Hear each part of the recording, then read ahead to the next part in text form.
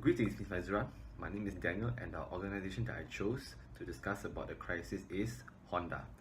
So, for this presentation, I'll be discussing and breaking down each segment briefly from the organization background, details of the crisis, handling of the crisis, and also the conclusion of the crisis. So, without further ado, let's get into it. So for the first segment that I'll be talking about and discussing is the organization background of Honda. So while the automotive industry remained challenging in 2018, Honda Malaysia recorded a market share of 17.1% to keep the momentum as the number one car brand in the non-Malaysian segment for 4 consecutive years and maintain its number two position in the overall total industry volume for 3 consecutive years. So last year in 2018, the automotive industry witnessed a serious event that influenced customer sentiment. During the 3 months of tax holiday period, Honda Malaysia received an overwhelming demand from customers, as this in turn made a significant contribution to its total sales.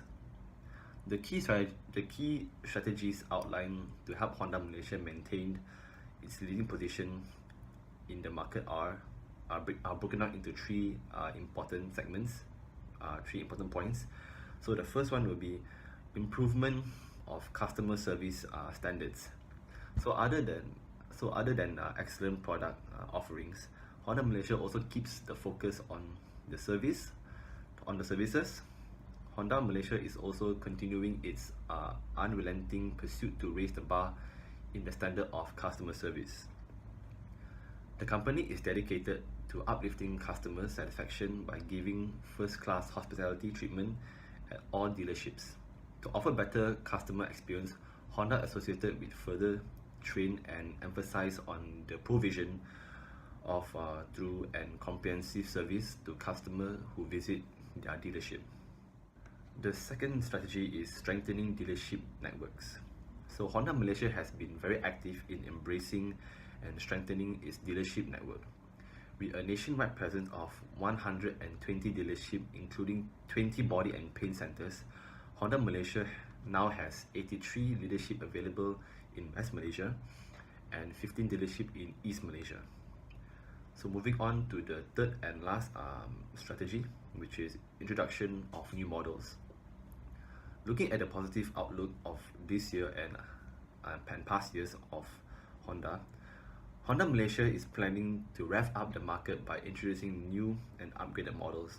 So every year, Honda will try to rev up and redesign and improve their each line of cars to segment and cater to each individual and each target market to satisfy their customers' needs. So as for the second segment, I'll be discussing about the details of the crisis. So Honda utilizes a Japanese company airbag called Takata, and they've agreed a long-term partnership to supply Honda with high quality and trustworthy airbags.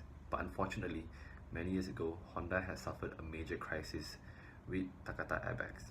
So Honda has announced that an airbag made by the Japanese company Takata exploded after a minor crash in Malaysia where the driver was killed after suffering chest injuries. And there have been 13 deaths worldwide linked to the faulty Takata airbags in the Honda vehicles, but the car maker said no official cause of death has been yet determined in the latest incident. Also in a statement, Honda has confirmed that the Takata single-stage driver's airbags inflated ruptured in a crash. The company added in an inspection with Malaysian police showed that the driver's airbags inflator ruptured in the incident in 2005 in a 2005 Honda City vehicle.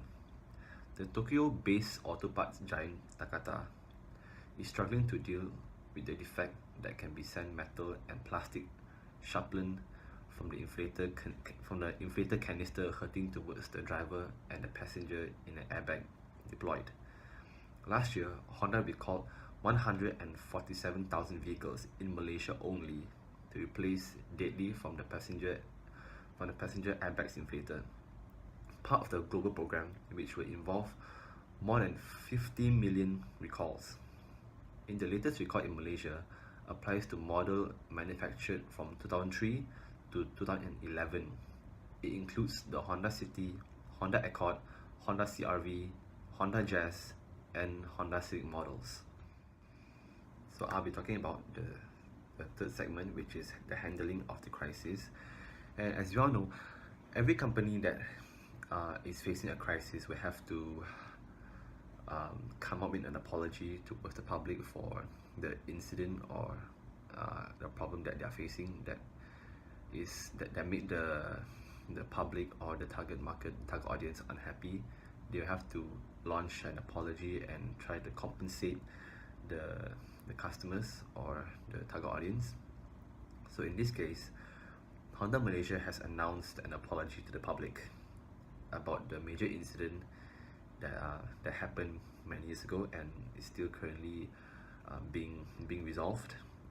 So Honda Malaysia is recalling 28,000 units from 2013 year model vehicle to replace the Takata passenger front airbags inflator as a precautionary measure. So in a statement, Honda Malaysia said the models that are mainly involved in this recall are the 2013 models, such as the Honda City, Honda Jazz, Jazz Hybrid, Honda Insights, Honda CR-V, and Honda Accords. So they are only the major recalls are mainly involved in the 2013 models only. Honda Malaysia ensures customers that safety is their company's priority. The company regrets the inconvenience caused, they said. The company said that in March 2018, it has completed more than 223,000 units of Takata Honda drivers from the airbag inflator replacement, which translates to a 84% completion ratio. It said the total number of Takata and Honda drivers and passengers front airbag inflator replacement completed at more than 435,000 units of 77% completion ratio. Honda Malaysia retreated that all its current selling models are no longer affected by the Takata airbags, starting from 2017 to our current Honda models today. It said that to date there are no crashes or injuries related to the Takata airbag passenger front airbags inflated issued reportedly in Malaysia.